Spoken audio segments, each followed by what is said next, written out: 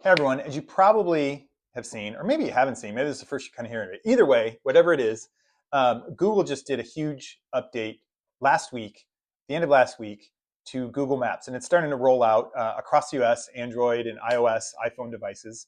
And ostensibly, if you look at it at the beginning, from the outside, it feels like it's something more that's going to help when you're in your car and navigation. It's certainly the update is for that.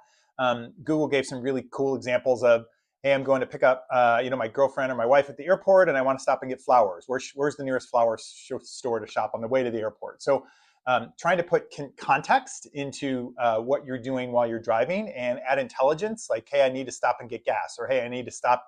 Where's the nearest public bathroom on the way to this?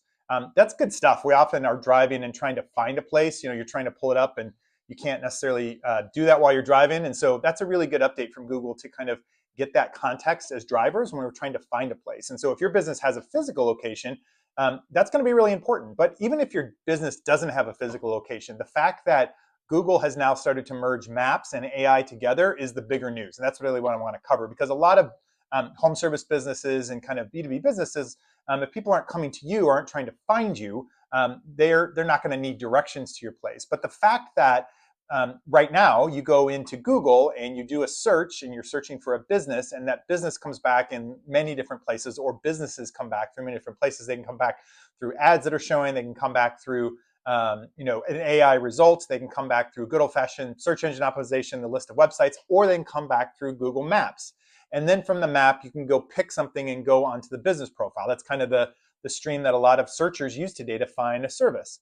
But with Maps starting to incorporate AI, now you're just going to be in Maps. You don't even have to go to search anymore. You don't have to go to Chrome. You don't have to go to Google. You go to Maps and then say, I am looking for, or what is the best, insert the service in this area.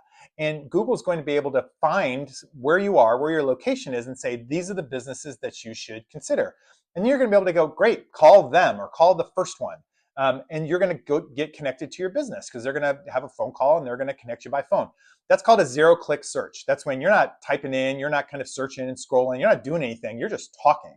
And more and more, all of us are talking to our phones. And so if your business doesn't have a website that's really optimized so that Google knows what you do right away, if you don't have a business profile that's optimized so that Google knows what you do right away and sees that you're an active business, your chances of finding the next customer as this Maps update starts to get more ingrained in how we use Maps is pretty low.